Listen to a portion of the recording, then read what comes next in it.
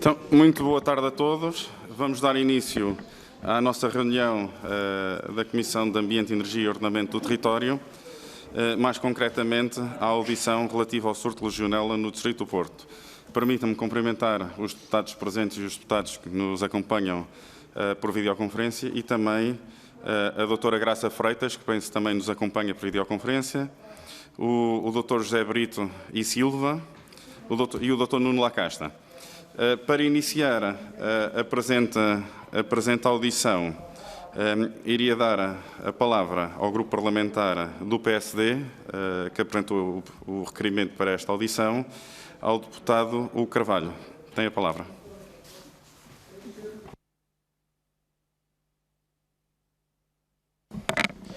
Muito obrigado, Sr. Presidente, Srs. Deputados.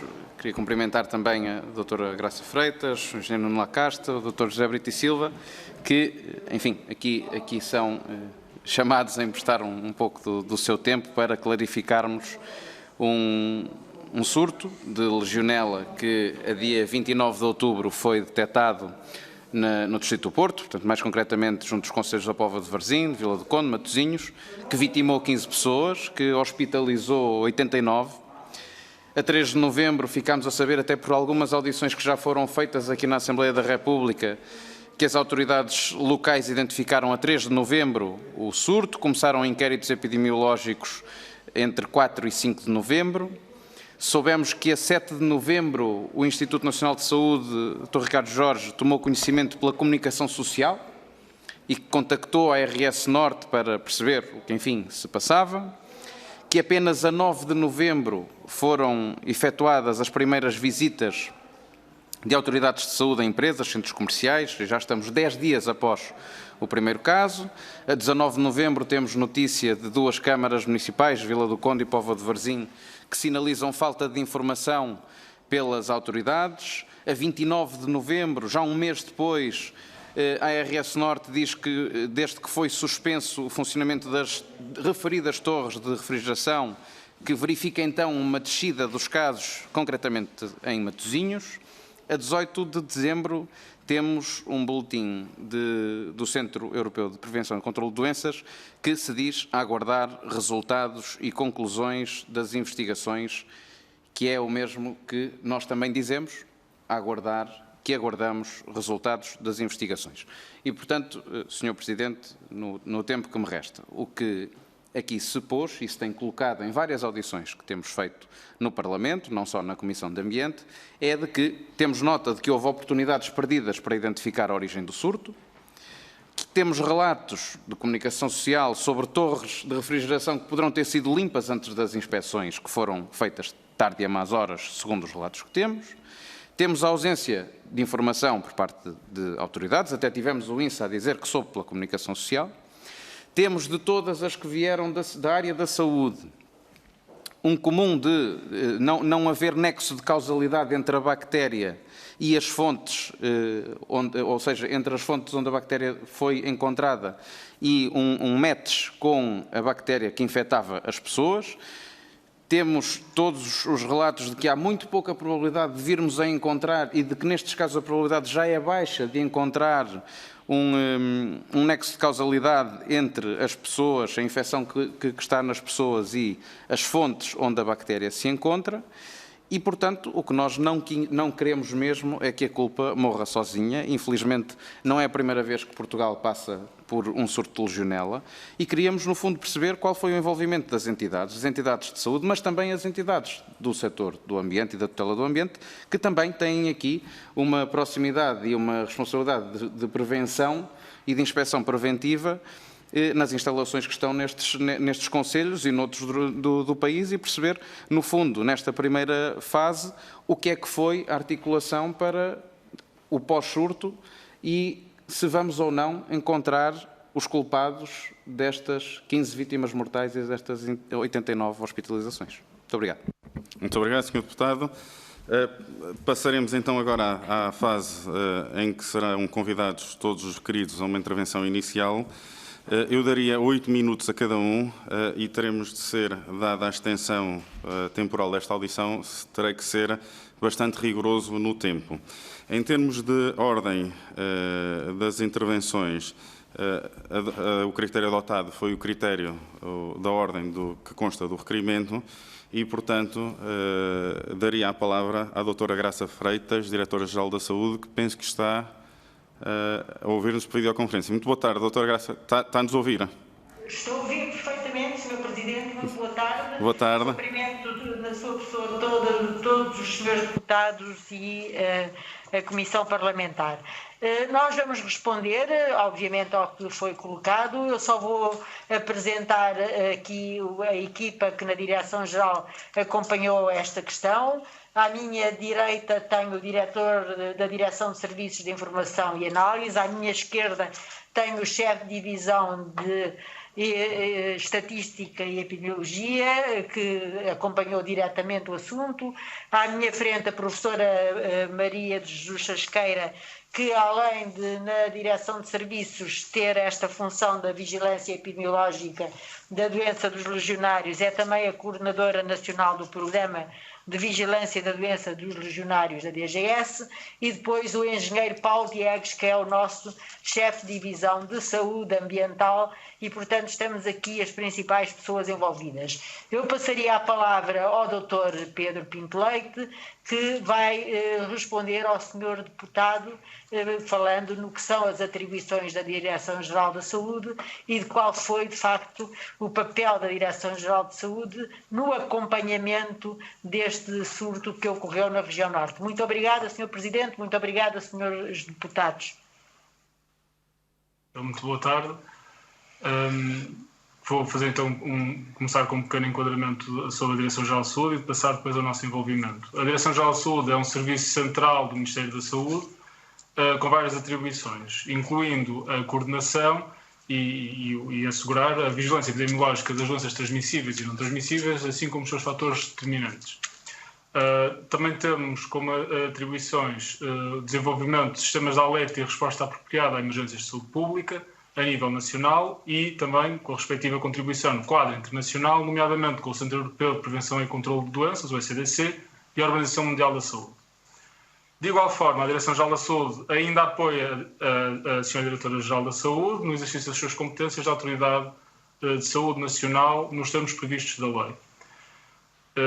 Assim, compete à Direção-Geral da Saúde coordenar e assegurar a vigilância epidemiológica das doenças transmissíveis e desenvolver e manter a vigilância das doenças abrangidas pelo Sistema de Vigilância de Saúde Pública, mais conhecido por SINAV, onde se inclui a doença dos legionários.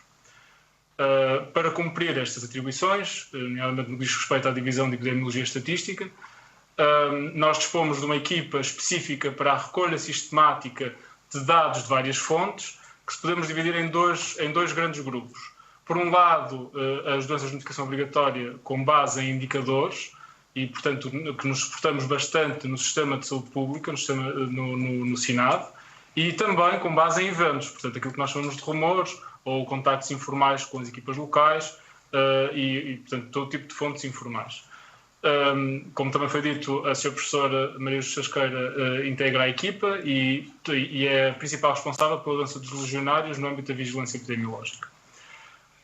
Em relação ao nosso envolvimento, a Sra. Diretora-Geral da Saúde, Dra. Graça Freitas, foi informada da ocorrência do cluster de doença dos legionários pela Sra. Dra. Maria Neto, Autoridade de Saúde Regional do Norte, no dia 5 de novembro de 2020, tendo imediatamente alertado o Sr. Secretário de Estado Adjunto e da Saúde, Dr. António Salles, e a Sra. Ministra da Saúde, Dra. Marta Temido. A Direção-Geral da Saúde disponibilizou-se para apoiar a Autoridade de Saúde Regional do Norte, dando indicação, desde logo, da importância da recolha de amostras respiratórias a todos os doentes que fossem identificados. No dia 7 de novembro de 2020, a Direção-Geral da Saúde partilhou com o Instituto Nacional de Saúde, Dr. Ricardo Jorge, informação epidemiológica disponível e necessária para o apoio à investigação ambiental, que foi mantendo ao longo do surto. No dia 10 de novembro de 2020, o Centro de Emergências em Saúde Pública reforçou, junto dos Conselhos de Administração de todos os hospitais da região norte E do país. E do país, a necessidade de se efetuarem recolhas das amostras respiratórias, incluindo post-mortem, e envio das mesmas para o Instituto Nacional de Saúde, Dr. Ricardo Jorge. Através da cadeia das autoridades de saúde, a Autoridade de Saúde Nacional deu também indicação para que fossem investigados todos os casos com suspeita ou confirmação de doença dos legionários, a quando do inquérito epidemiológico dos mesmos, que tivessem tido uma passagem pela região norte. A partir de 13 de novembro de 2020, a Direção-Geral de Saúde organizou reuniões regulares para pontos de situação com o Instituto Nacional de Saúde, Dr. Ricardo Jorge, a Administração Regional de Saúde do Norte e as autoridades de saúde da região norte envolvidas no surto, para promover, dentro do que é também o nosso papel, a articulação eficiente de todas as entidades na saúde envolvidas na vigilância epidemiológica do surto de doença dos legionários. Nesse mesmo dia, a Direção-Geral da Saúde informou pela primeira vez o ECDC, através do Sistema de Aviso Prévio e Resposta, o EWRS, da existência de surto de doença dos legionários no norte de Portugal, no cumprimento das suas obrigações internacionais. E, muito obrigada. Portanto, resumindo, de facto, nós temos competências a nível nacional de coordenação, mas, como é do conhecimento dos senhores deputados, estes surtos são geridos primeiramente pela Autoridade de Saúde territorialmente competente e depois pela Autoridade de Saúde de nível regional. A ADGS compete muito a função de acompanhamento, que foi o que nós fizemos, no sentido de uniformizar critérios, poder também colaborar e partilhar informação com outras regiões, porque esta questão que o Dr. Pedro Pinto Leite disse foi muito importante termos avisado todo o país de que se tivesse conhecimento de caso de doenças de legionários, devia, no inquérito epidemiológico, perguntar, inquirir sobre passagem ou estadia na região norte, para poder associar esses casos ao cluster. Por outro lado, temos também a base dos óbitos e recolhemos informação complementar e, portanto, aqui o papel da Direção-Geral é, de facto, de acompanhamento das autoridades de saúde de nível local e de nível regional, de partilha de boas práticas, de coordenação de esforços e, de facto, quero aqui realçar que fomos formalmente informados do surto, como disse o Dr. Pedro Pinto Leite, no dia 5 de novembro. Portanto, foi uma comunicação formal e, a partir deste momento, começamos a colaborar dentro do que é, obviamente, o nosso mandato nesta questão, porque há uma hierarquia das autoridades de saúde e das unidades de saúde pública e essa hierarquia é respeitada. Portanto, nós cumprimos escrupulosamente o nosso papel, mas mantivemos-nos em articulação com a região norte e, através da região norte, com os colegas respectivos das unidades de saúde e aqui a nível central também com o INSA. Muito obrigada. Muito obrigado. Também para uma intervenção inicial de 8 minutos, darei então a palavra ao Dr. Brito e Silva, da Inspeção de Agricultura, Mar e Ambiente e Ordenamento do Território. Penso que também está a seguir-nos por videoconferência. Está-nos a ouvir?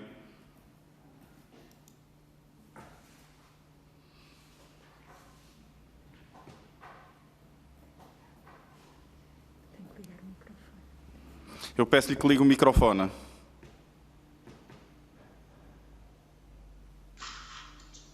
Estou? Sim, sim.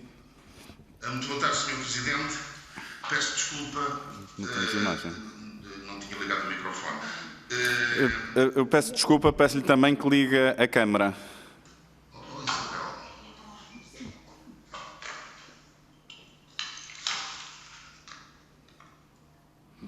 Está, Sr. Presidente? Sim, sim. Na parte em baixo tem um ícone circular com uma câmara. Já está? Já. Ok, Já está? então tem a palavra. As minhas desculpas. Muito boa tarde, Sr. Presidente. Muito boa tarde, Srs. Deputados. Muito boa tarde também, Sra. Doutora Graça Freitas e o Sr. Dr. Nuno Lacasta.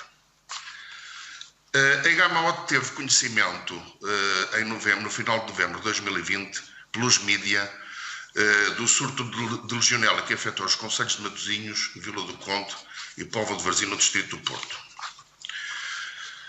Não obstante a investigação de surtos da doença dos legionários estar cometida por lei às autoridades locais e regionais de saúde, a Igamaot imediatamente procurou, na sua base de dados, instalações que, na sua esfera de competências, detivessem sistemas de arrefecimento, tendo apurado que nos referidos concelhos, num universo de 45 ações de inspeção realizadas em 2019 e 2020, com sistemas de arrefecimento, haviam sido inspecionadas 3 instalações em Vila do Conde e 2 instalações em Matosinhos. Os relatórios dessas inspeções concluíam, porém, pela inexistência de quaisquer indícios da existência da bactéria da Legionela.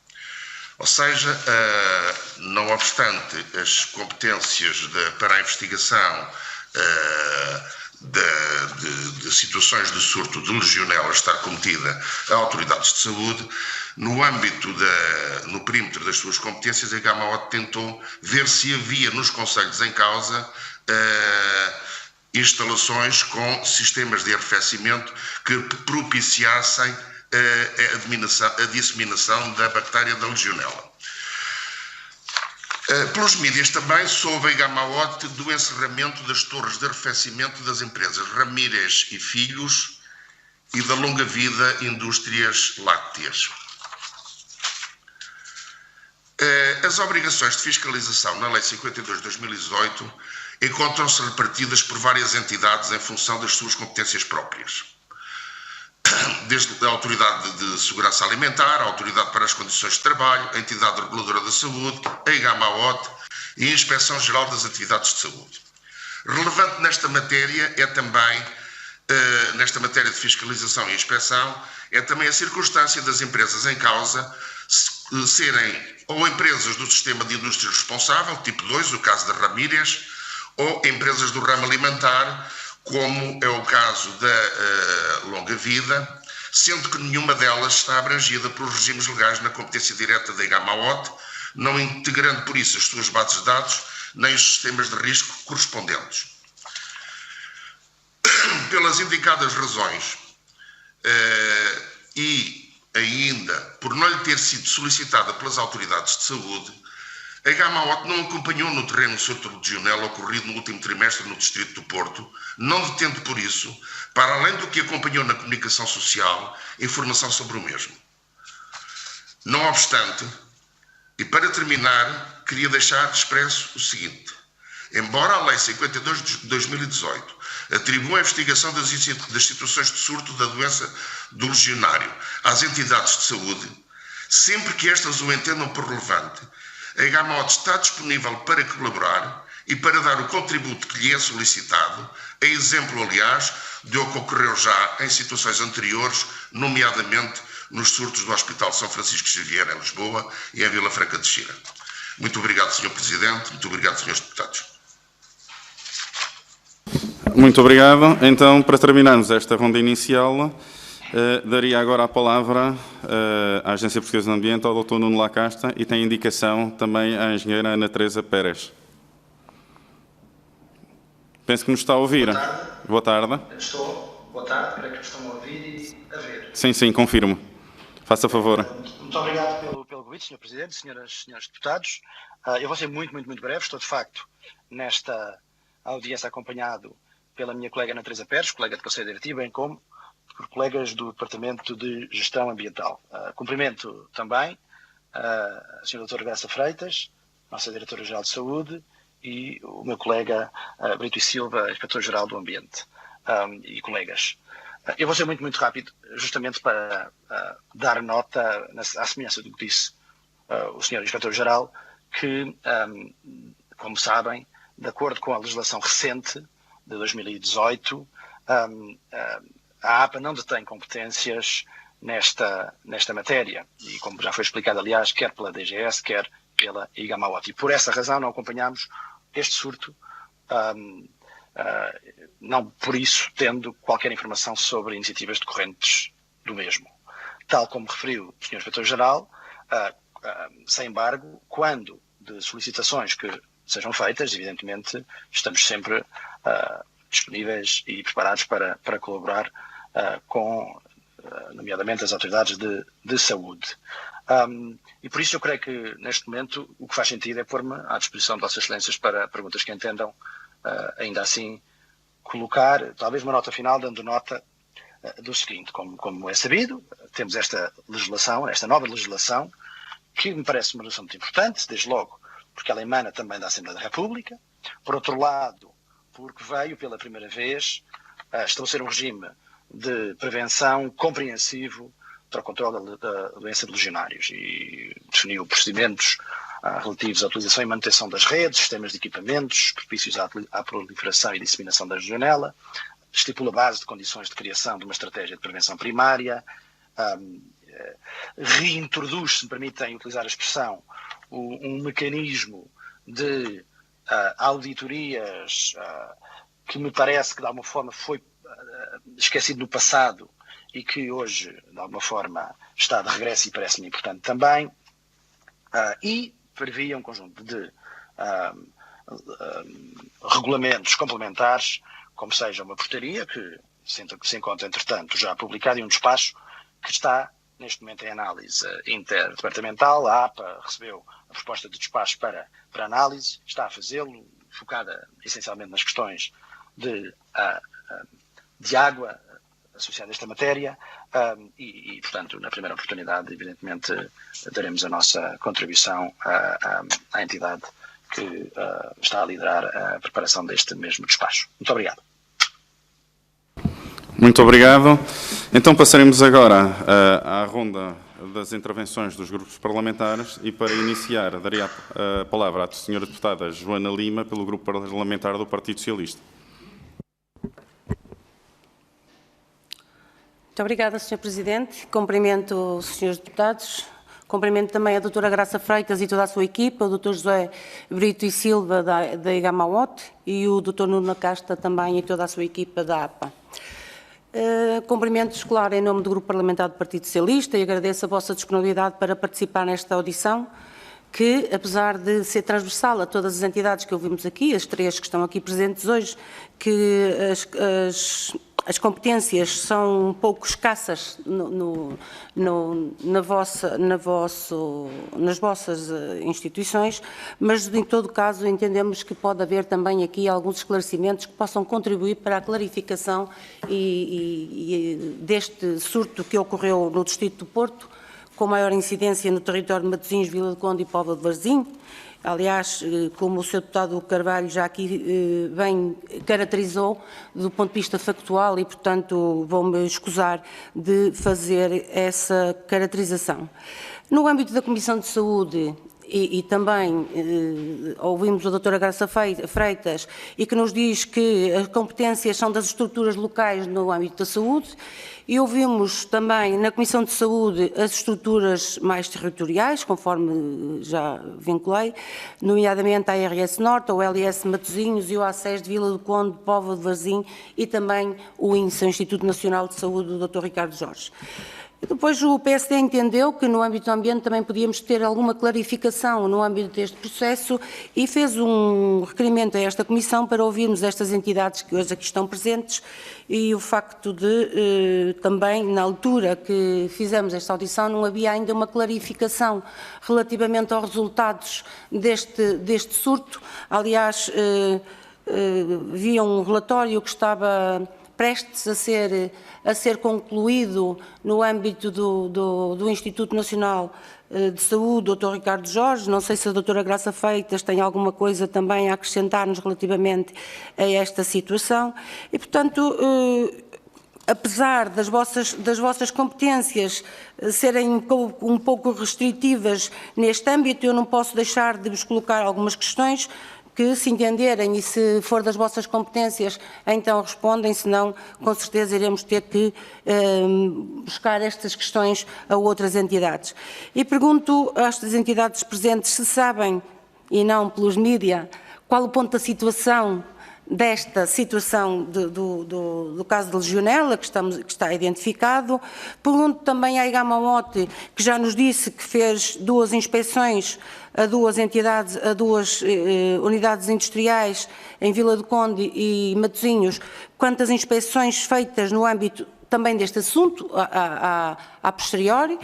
Também à DGS perguntar qual o ponto de vista sanitário e inspectivo que nos possa dar também o ponto da situação, e também quero aqui, antes de passar à pergunta seguinte, realçar o trabalho que a DGS fez logo que deu conta desta situação, informando todo o país para que pudessem identificar e travar, digamos, um alastrar deste surto. Também, já passei o meu tempo, mas gostaria de deixar mais uma questão. Se algum de vocês, de alguma dessas entidades, pode clarificar se existe relação estabelecida entre as bactérias identificadas nas fontes ambientais investigadas e as identificadas nos doentes. Aparentemente as coisas acalmaram. Qual tem sido o vosso acompanhamento neste assunto? Se tem feito um plano de monitorização e também inspectivo? E as competências que têm neste âmbito se pode também trazer-nos... Vou concluir, Sr. Presidente.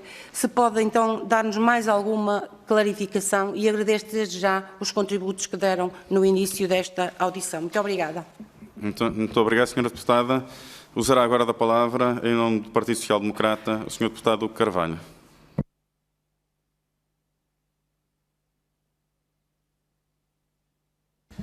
Mais uma vez, muito obrigado, Sr. Presidente, e muito obrigado a todos pela contribuição e pelas respostas, ainda que tenha, Sr. Presidente, que começar como terminei há pouco, porque nós estamos aqui porque nenhum de nós, e eu acredito que nenhum de nós, entenda a morte como uma coisa de sumenos importância e, portanto, como uma coisa séria. Tanto uma como 15, como as de Covid, não interessa. Uma é muito sério e é por ser muito sério que nós aqui estamos, num esforço de não estar permanentemente num passa-culpas. E o que tivemos aqui até agora, desde o início, com contributos importantes, é certo, até do ponto de vista científico, do nexo de causalidade, mas ainda não tivemos nem sequer perto de perceber de onde é que isto veio. E isto é que é muito importante, porque é preciso encontrar responsáveis. E, portanto, eu percebo que me digam que não têm competências, mas, na verdade, também o PSC entendeu fazer este requerimento, não foi propriamente para ler as competências de qualquer uma das instituições aqui, foi para perceber o que é que deveria ter sido feito e o que é que tem que ser corrigido já para que isto não corra mal novamente. A Direção-Geral de Saúde diz-nos que é informada a 5 de novembro, mas eu acabei de dizer há pouco que isto dura desde 29 de outubro, que a 3 de outubro as autoridades locais dizem que identificaram o surto e, portanto, já houve aqui 5 dias de ato que não se percebem. Diz também a DGS que foi solicitado o teste a todos os infectados e nós soubemos aqui, neste Parlamento, que assim não foi, porque só foi possível tirar cerca de 40 e poucas amostras, segundo nos disseram as autoridades aqui. Porquê só dia 5? Porquê a demora? E agora porquê não colaborar com as autoridades do ambiente que, mais do que tudo o resto, tinham experiência, de facto, de inspeções às instalações, de lidar com este surto, e porquê, se de facto nós até recebemos uma resposta encaminhada pelo Sr. Secretário de Estado dos Assuntos Parlamentares, em que nos diz de facto que a Lei 52, que prevê que esta situação seja da responsabilidade das autoridades de saúde e da autoridade de saúde local, também diz essa mesma lei, e se diz isso foi porque o Governo assim quis, mas também diz essa lei que está prevista a colaboração por pedido com estas autoridades. E, portanto, a questão que aqui se coloca é porque é que as autoridades de saúde não quiseram articular nada, nem com o Sr. Inspetor, como o Sr. Inspetor já disse, nem com a Agência Portuguesa do Ambiente. Como é que foi possível não se querer fazer nada? Ou, aliás, o Sr. Inspetor disse que foi à base de dados perceber se nas últimas inspeções tinha algum sinal de que alguma coisa corria mal. Lá foi ver 2, entretanto, que segundo aqui nos disse, foi 2 casos que encontrou, 3 em Vila do Conde, mas nada se encontrou. E, entretanto, deixaram-se passar 10 dias sem sequer se perceber nada, 10 dias em que não se foram fazer inspeções, 10 dias em que se andaram a inquirir os doentes e em que, possivelmente, como nos foi relatado, as instalações puderam limpar as suas torres e agora ninguém assume responsabilidade. E, portanto, o que eu pergunto aqui é se a Direção-Geral de Saúde e as autoridades de saúde escolheram, porque foi uma escolha, não colaborar com quem tem experiência de terreno, de inspeções às instalações, escolheram não colaborar com o setor do ambiente, como todas aqui nos disseram, se é a DGS que vai assumir a culpa disto, se não se encontrar culpado. Porque há 15 vítimas mortais. E isto não é uma brincadeira. Muito obrigado, Sr. Presidente. Muito obrigado, Sr. Deputado. Usará agora da palavra, em nome do Grupo Parlamentar do Bloco de Esquerda, a Sra. Deputada Maria Manuel Rola, que nos segue por videoconferência. Peço-lhe que ligue a câmara e o som. Olá, boa tarde, Sr. Presidente. Também gostaria de dar a boa tarde e agradecer as informações que nos trouxeram, quer à Sra. Diretora-Geral, quer ao Sr. Inspetor, quer ao Sr. Presidente da APA. Parece-nos que é bastante importante termos estas audições, já foi dito, já existiram outras audições, principalmente no âmbito da saúde, aquilo que tem vindo a ser questionado decorre principalmente da intervenção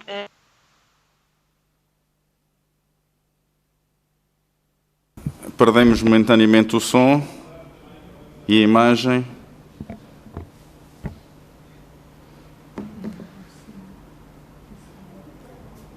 Mas continua ligado, não continua.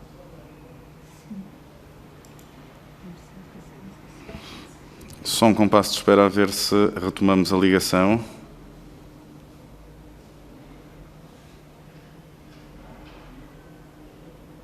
Senhora Deputada, está-nos a ouvir, hein?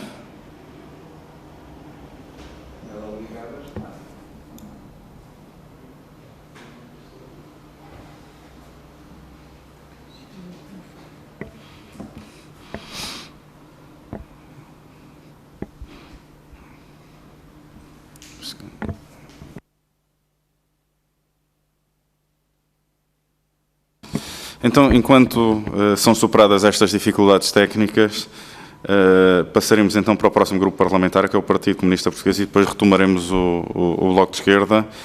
E convidaria a usar da palavra a Sra. Deputada Ana Mesquita, que também nos segue por videoconferência. Muito boa tarde. Muito boa tarde a todos e agradecer desde já esta possibilidade de falar aqui na Comissão de Ambiente, Energia e Ordenamento do Território. Saudar em primeiro lugar a Direção-Geral de Saúde pela doutora Graça Freitas, a IGAMAOT pelo doutor José Brito e Silva e a APLA pelo doutor Nuno Lacasta e respectivas equipas. Agradecer-lhes as informações que já transmitiram até agora. Como sabem, a requerimento do PCP ocorreram audições na Comissão de Saúde, nomeadamente do Conselho de Administração da Unidade Local de Saúde de Matosinhos e do Agrupamento de Centro de Saúde da Póvoa de Varzim, Vila do Conde, no dia 20 de janeiro. Obtivemos aí aquilo que será o grosso das informações relativamente a esta situação dramática, que tem de ser referida como extremamente grave, tendo em conta as vítimas mortais, mas depois também, evidentemente, todos os afetados. Por parte do PCP, o que consideramos é que efetivamente este assunto não pode ficar sem o cabal esclarecimento de todos e mais do que isso. E era neste sentido que, porque tendo em conta aquilo que são as competências de cada um e de cada organismo, sabemos que não é a questão do esclarecimento aqui, acaba por ser de outra via. Importava-nos perceber e analisar e fazer um balanço de toda esta situação e a pergunta que o PCP vos gostaria de deixar é: o que é preciso fazer no imediato para evitar que situações como a que aconteceu se voltem a repetir?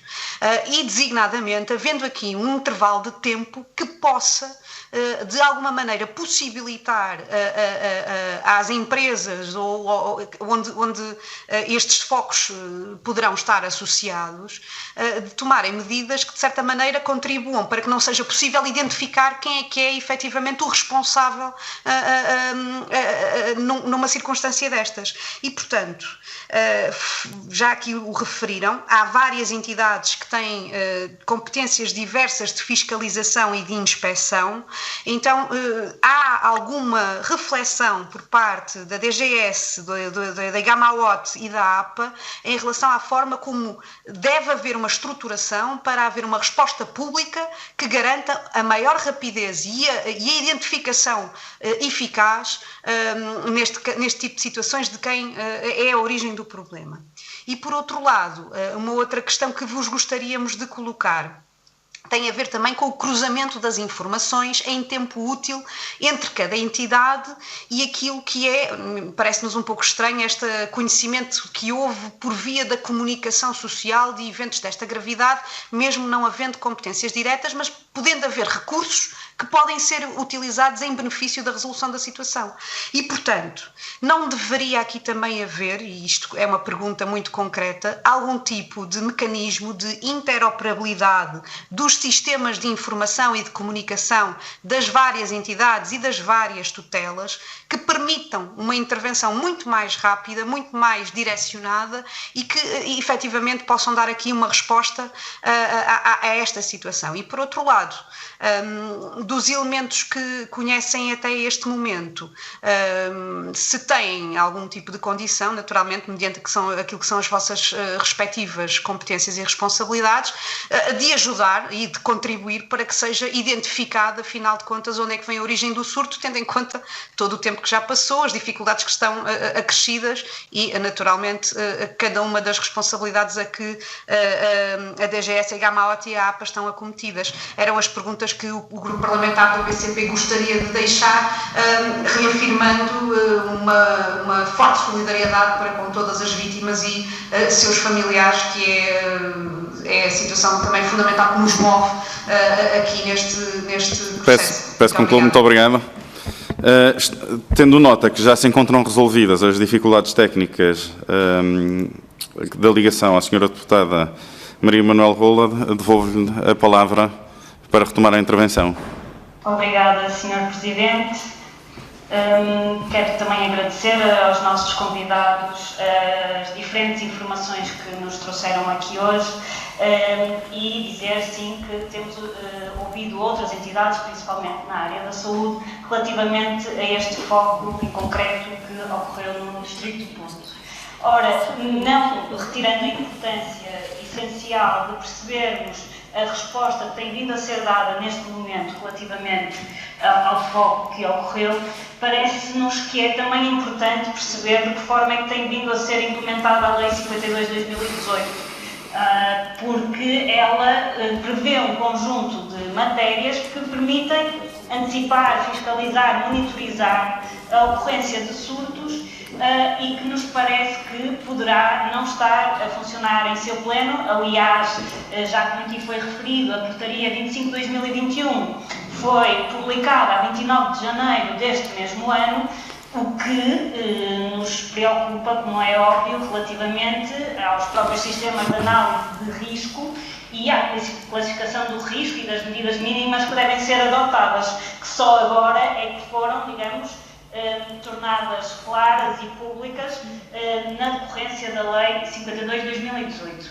E no âmbito desta lei existe também a definição de planos para uma monitorização, para uma fiscalização das diversas entidades que têm torres de geração, entre outras, que sejam de necessária fiscalização, e o que é preciso perceber, de facto, é quais são as entidades que têm estas competências neste momento nos concelhos de Matosinhos, Póvoa de Varzim e Vila do Conde, sabendo nós, pela Gamaot, que algumas destas entidades devem ser acompanhadas pela Gamaot. Sabendo nós, pela lei, que existem todo um outro conjunto de entidades que fazem esta fiscalização e esta monitorização.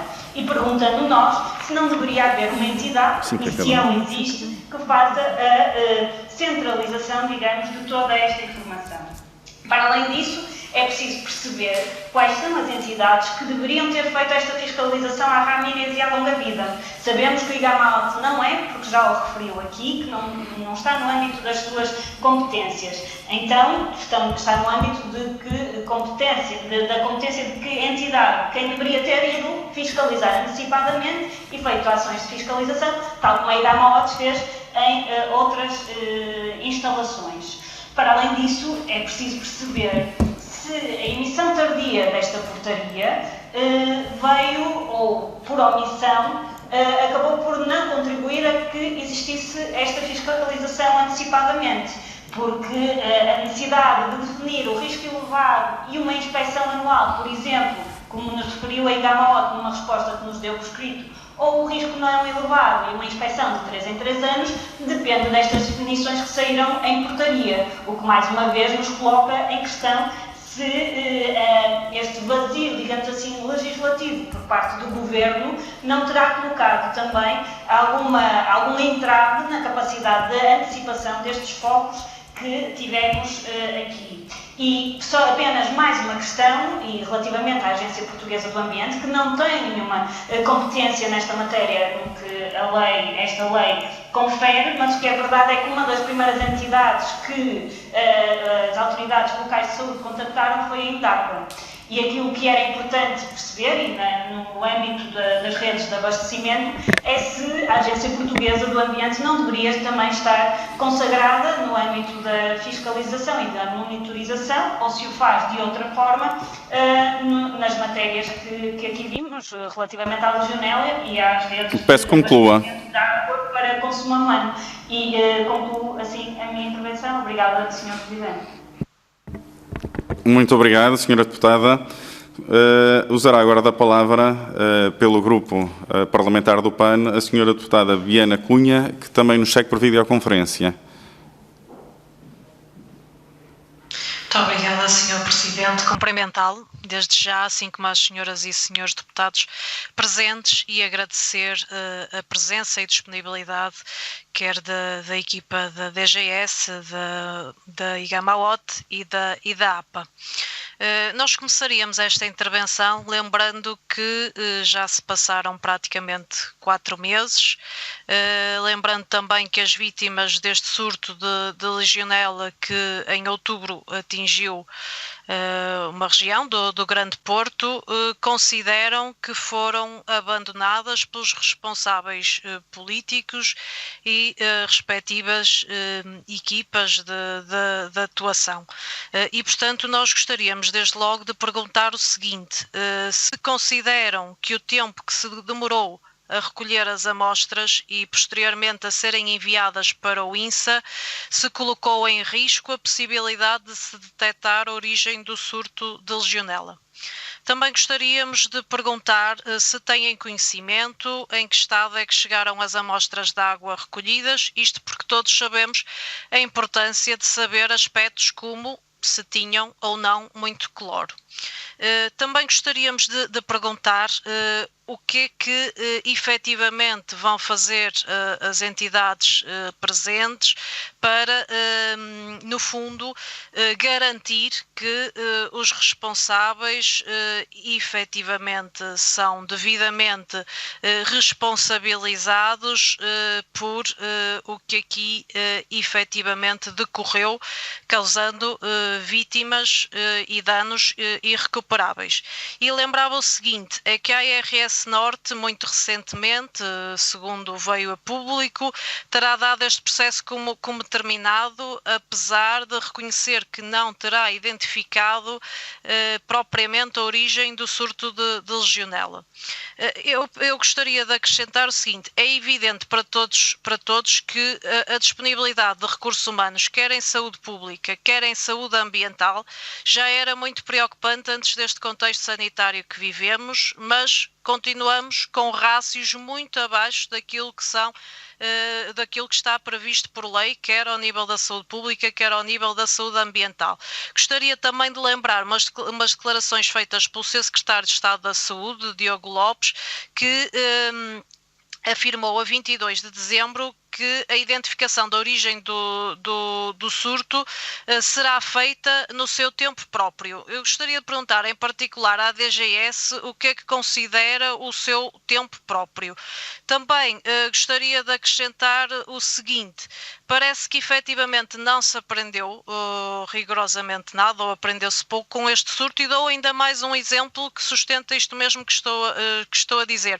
Durante a semana passada tivemos conhecimento de que os técnicos técnicos do Laboratório Regional de Saúde Pública de Braga se encontravam em teletrabalho por indicações da ARS Norte e, portanto, impossibilitados de realizar análise de controle de detecção de situações que podem causar mais casos de saúde pública, incluindo a pesquisa da doença do legionário e até mesmo testes Covid-19. E, portanto, nós não compreendemos como é que técnicos essenciais possam ser colocados em teletrabalho e impedidos de realizar estas análises de controle. Muito obrigada. Muito obrigado, Sra. Deputada. Para terminar esta ronda, darei a palavra à Sra. Deputada do Partido Ecologista aos Verdes, Mariana Silva. Obrigada, Sr. Presidente. Boa tarde a todos. Agradecer também a presença da doutora Graça Freitas e da sua equipa, o doutor Brito e Silva e o doutor Nuno Lacastre pela disponibilidade de nos trazer aqui as informações que têm. No que respeita ao surto registado no norte do país, o que sabemos é que o primeiro caso de infecção ocorreu no final de outubro.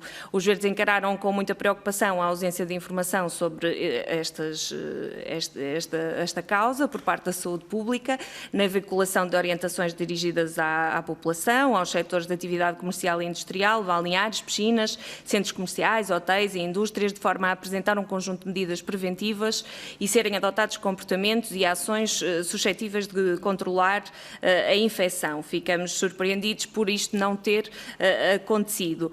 Ficamos também preocupados pela falta de informação atualizada sobre as ações e os procedimentos inspectivos concretos por parte das autoridades de saúde e demais entidades com responsabilidade ambiental junto das empresas e organismos, por forma a averiguar a possível relação da causalidade entre a infecção e o funcionamento de torres de refrigeração existentes na área afetada. Por isso, a minha primeira pergunta será o porquê de a 5 de novembro se saber disto, do caso, a DGS teve conhecimento, mas as torres de refrigeração foram apenas encerradas a 11. O porquê desta demora e se esta demora pode ter tido também algumas consequências no número de infectados e se esta demora também não permitiu que fosse difícil o apuramento das responsabilidades e de perceber quem é que, de onde é que surgiu e quem é que agora é responsável por estas mortes e por estas pessoas que ficaram doentes, que, como sabemos, também depois dos casos que ocorreram em Vila Franca de Xira ou no Hospital Francisco Xavier, há ainda alguns processos a decorrer porque as pessoas não foram devidamente tratadas e não se espera que continuemos a tratar assim quem fica doente e que não se consegue perceber de onde surgiu este surto. Tratam-se de perda de vidas humanas e por isso também gostaria de saber que planos é que têm para garantir, e se de uma vez por todas vamos conseguir garantir uma uniformidade de procedimentos para que no futuro não se voltem a registar períodos de tempo tão prolongados entre o momento em que se identifica a ocorrência de surto e a necessidade de suspender de forma preventiva as atividades que representam as fontes de emissão com risco potencial. Falou-se aqui de 2 empresas, mas o Sr. Dr. Brito e Silva falou aqui de 45 inspeções feitas na área e eu perguntava se não seria expectável que também se fizesse inspeção a estes espaços, mesmo que não tivessem tido nas últimas inspeções qualquer problema, se não seria expectável que também estas empresas entrassem neste procedimento de fiscalização. E por último, perante os resultados inconclusivos que continuam a ser anunciados, que apoios podem as famílias das vítimas ter por parte do Governo, que apoios estão previstos, se algum dos convidados puder responder e se calhar também deixar a questão à DGS, quantos dos 88 infectados apresentam sequelas e agravamento do estado físico comprovadas limitações físicas na sequência de infecção, estou mesmo a terminar, e que apoios têm tido desde que saíram do hospital. Obrigada. Muito obrigado, Sra. Deputada. Daremos então agora início à resposta global dos requeridos e, dispondo de um período máximo de 15 minutos, iria repartir por 5 minutos a cada entidade. Portanto, convidaria agora a usar da palavra, tendo um período de 5 minutos para responder aos Srs. Deputados, a Sra. Diretora-Geral da Saúde, a Dra. Graça Freitas. Muito obrigada, Sr. Presidente. Eu vou tentar sintetizar algumas questões. A primeira coisa é que a Administração Regional de Saúde do Norte, através do seu Departamento de Saúde Pública, tem um plano de prevenção para a doença dos legionários há mais de 10 anos e, portanto, neste plano estão estabelecidas as linhas de atuação, quer preventivas, quer perante a suspeita de um surto. A segunda coisa é que compete, de facto, à Administração Regional, neste caso a do Norte, pedir o apoio das entidades que considerar necessárias para gerir o surto e, portanto, o Departamento de Saúde Pública e a respectiva ARS terão ativado aquelas entidades que consideraram que era importante ativar para colaborarem na investigação e na resolução do surto. Relativamente à Direção-Geral da Saúde, o que foi feito, como já mencionei no início, foi prestarmos colaboração técnico-científica à medida que ela foi sendo solicitada. E já agora vou responder a uma questão muito concreta que foi posta, que elucida bem esta questão técnico-científica. Da nossa experiência com outros surtos anteriores, pedimos ao Departamento de Saúde Pública que através dele e através da ARS fossem os médicos clínicos informados que deveriam, de facto, colher secreções dos doentes que permitissem a plena identificação da bactéria, uma vez que esta doença, muitas vezes a tosse não tem expectoração e é difícil colher material biológico para análise. No entanto, dito isto, e porque foi perguntado porque é que em tantos casos não se conseguiu saber, há uma ressalva. Nem sempre é possível fazer estas colheitas, muitas vezes porque o estado dos doentes, o estado clínico, não o permite. Então, o que é que a DGS aconselha nestas situações? Que fique devidamente registado para futuras investigações e para reconstituir os casos, que houve situações em que a tentativa de colheita de secreções não foi bem sucedida, porque não é possível. Há doentes que estavam em unidades de cuidados intensivos, cujo estado clínico era muito mau e, portanto, não se pode prejudicar o estado clínico de um doente para fazer uma colheita. Portanto, esse apoio técnico foi sempre dado, como disse, também a partir de determinada altura congregamos as várias instituições envolvidas para haver aqui um mecanismo de coordenação. Depois, em relação ao tempo que decorreu entre nós sabermos ou não sabermos, hoje sabemos que o caso ou os casos do dia 29 já faziam parte desse surto, mas isto só se descobriu retrospectivamente, porque quando há o primeiro alerta de que pode haver um surto, de acordo com o que nos foi relatado pela ARS Norte, estes primeiros 2 alertas acontecem no dia 2 e no dia 3 de novembro. E na sequência desses alertas é preciso, de facto, fazer alguns inquéritos epidemiológicos para perceber se aquele aumento de casos corresponde ao aumento de casos esporádicos espalhados no território, estávamos na época das legionelas, ou se corresponde, de facto, a um surto, ou seja, se aqueles casos estão ligados. E, portanto, nós consideramos que se foi a partir do dia 2 e 3 que houve a suspeição de que poderia haver um surto e que ainda tiveram que ser feitos inquéritos epidemiológicos para perceber relação entre os casos, que o facto da ARS nos ter comunicado no dia 5 está perfeitamente dentro do que seria expectável. Portanto, é preciso termos aqui a noção de que uma coisa é o aumento do número de casos, podem ser casos dispersos pelo território sem migração ou podem ser surtos. Relativamente aos dados que nós vamos acompanhando, e também já demos conhecimento ao Departamento de Saúde Pública e à ARS Norte, como sabem os senhores deputados, a codificação das causas de morte e o SIC, o Sistema de Registro dos Certificados de Óbito, é gerido centralmente pela Direção-Geral da Saúde. E esta codificação é uma codificação feita depois, obviamente, da morte, com uma análise muito pormenorizada dos certificados e com técnicos muito bem treinados, porque, de facto, exige que se chegue à causa básica de morte de forma correta. E sem deixar de lamentar profundamente quer os casos, quer as mortes. Recordo aqui que a legionela é uma bactéria ubíqua na água, ela vive no ambiente, é frequente e, havendo condições para aerosolizar, pode dar origem a um surto, e estes surtos têm habitualmente uma taxa de letalidade associada. Acresce que muitos destes casos, portanto, que ocorreram neste surto eram pessoas com idade bastante elevada e, portanto, a taxa de letalidade, voltando a dizer que lamentamos qualquer falecimento, qualquer óbito, era bastante elevada.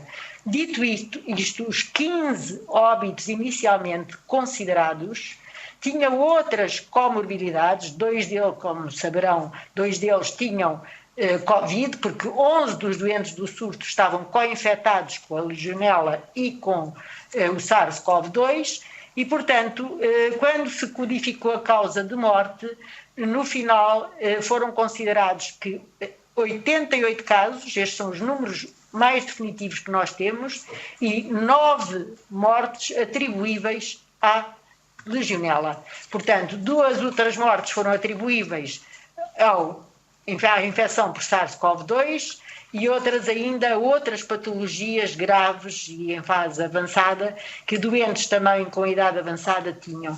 Portanto, queria prestar aos senhores deputados este esclarecimento sobre os dados apurados relativamente ao número de óbitos e às causas que levaram a estes óbitos. Obrigada. Muito obrigado. Daria agora a palavra, também num período máximo de 5 minutos, ao Sr. Inspetor-Geral, Dr. José Brito e Silva. Ouve-me, Sr. Presidente? Sim, sim. Boa tarde mais uma vez. Eu começaria por... Eu vou responder apenas às questões que posso responder. Não vou perder tempo com questões que não posso responder. Não tenho meios para responder. Como seja o ponto da situação, a relação entre as bactérias nas torres e os doentes e questões que eu não posso responder, não os vou abordar. Quanto à questão deputada, colocada pela senhora deputada Joana Lima, sobre quantas as inspeções foram feitas em matéria de legionela, eu preciso de fazer aqui um esclarecimento, que é o seguinte. A Gama-OT tem no seu perímetro de competências regimes jurídicos específicos. Desses regimes jurídicos específicos, algumas instalações terão torres de arrefecimento, outras não terão torres de arrefecimento. Quando as instalações têm torres de arrefecimento, desde 2014, que a Gama-OT faz inspeção também em matéria de legionela.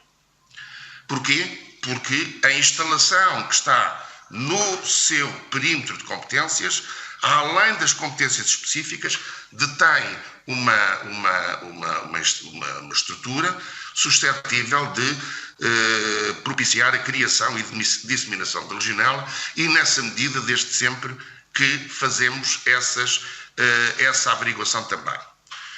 O que é que acontece relativamente às 5 situações que eu indiquei no distrito do Porto? É que do universo de 45 instalações no perímetro de competências da Gama-OT, apenas 5 destas tinham instalações de arrefecimento de águas. Ou seja, só estas é que foram objeto de análise em matéria de legionela. Mas não foram porque foi feita uma inspeção à legionela. Não, porque a Gama-OT não tem possibilidade. E aqui eu faço um esclarecimento. Eu, quando faço o apelo às competências da Gama-OT, não é um apelo puramente abstrato. É porque as competências da Gama-OT e de qualquer estrutura, normalmente delimitam a forma de organização, quer do pessoal, quer dos instrumentos de recolha e organização dos dados, quer das valências. Ou seja, a competência não é um argumento meramente formal. Isto para dizer o quê? Que a Gamaot não tem hipóteses de saber quantas instalações há em Portugal com torres de arrefecimento. Não tem. O que a Gamaot tem na sua base de dados é quantas instalações há no regime Seveso, quantas há no regime RITES, quantas há no regime de emissões industriais e por aí fora. Agora, quantas destas instalações têm equipamentos de arrefecimento de águas, nós não temos forma de saber. Aliás, o diploma prevê precisamente isso. Prevê a criação de uma plataforma de inscrição obrigatória de todos os operadores que tenham sistemas de arrefecimento de água. E isso, para responder à senhora deputada Ana Mesquita sobre a questão da intervenção estruturada, este diploma vem trazer realmente um grande contributo, que é a previsão de uma plataforma onde conste todas as instalações que detêm equipamentos de refrigeração de água, porque são nesses equipamentos que aparecem e que são dissemináveis a bactéria da legionela. Quanto à pergunta da senhora deputada Maria Manuela Rola, quem fiscalizaria a Longa Vida e a Ramírez? Bom, eu tendo em conta que a Longa Vida é uma empresa do ramo alimentar e que a Ramírez é uma empresa do tipo 2 do sistema de indústria responsável, essa competência está fora do perímetro da Gamaot, cabendo à ASAI ou à Câmara Municipal respectiva. Quem em concreto poderia, no âmbito da sua atuação, ter procedido, ou se procedeu ou não faço ideia, a essa inspeção seriam estas duas entidades. Penso que haveria mais uma questão pendente, que já respondi à doutora Mariana Silva, porque é que foram inspecionadas só 5 instalações na região do Distrito do Porto. Não foram inspecionadas só 5, foram inspecionadas 45, das quais apenas 5 tinham instalações de arrefecimento de água. Todas elas foram inspecionadas, só que as restantes 40 não tinham esse tipo de equipamentos. E, por conseguinte, o relatório de inspeção nessa vertente não diz nada, porque não há equipamentos para relatar, nem situação deles para relatar. Muito obrigado, Sr. Presidente. Muito obrigado. Para terminar esta ronda de respostas, usará então da palavra, num período também máximo de 5 minutos, o Dr. Nuno Lacasta pela APA. Muito obrigado, Sr. Presidente, senhoras e senhores deputados, caros colegas da audiência. Eu vou ser muito rápido, vou fazer 2 considerações e responder a uma pergunta que me foi feita diretamente. A primeira consideração é a seguinte. A APA, gostaria de deixar isto muito claro, a APA tem do maior do respeito e admiração pela DGS e pelas autoridades de saúde. Sabemos dos desafios de resposta a surtos legionela, vivemos na pele e temos hoje um elo, se quiser, posso dizer nestes termos, com estas entidades e que muito respeitamos e muito admiramos. Segunda nota que gostaria de dar, como também, aliás, já foi referido anteriormente pela Sra. Diretora-Geral da Saúde, o risco de surtos é real e não há risco zero. O quadro legal atual, isto também reiterando o que foi dito anteriormente, dá-nos mais possibilidades para fazermos melhor no futuro.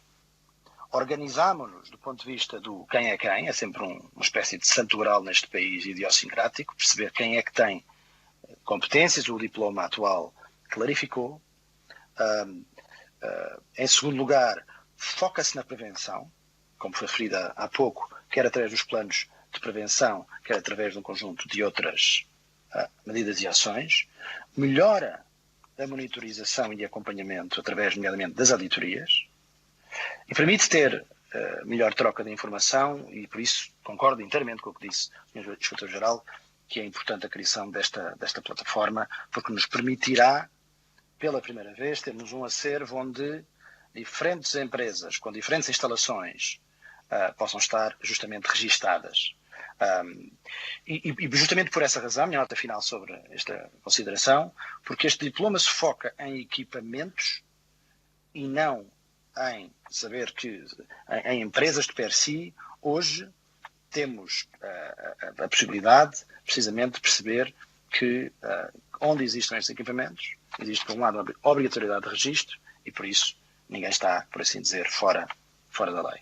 Temos trabalho para fazer, certamente, mas gostaria de deixar esta nota. Quanto à pergunta que foi feita em matéria, relativamente ao facto de ter sido contactada a empresa Indaqua, os senhores e as senhoras deputadas, creio que já me vão conhecendo, já há mais de 50 audições parlamentares, e se há coisa que eu não gosto é de dizer que isto não é connosco, mas a verdade é que, no caso concreto e na pergunta concreta que foi feita, como é sabido, a água para consumo humano é uma matéria da competência da ERSAR, competência exclusiva da ERSAR, já há muitos anos até, e foi por isso, nomeadamente, que certamente a empresa Indaqua terá sido contactada, porque era aquela empresa justamente onde podia ser feita esta verificação. Não tenho conhecimento se, no caso, a ERSAR terá sido contactada.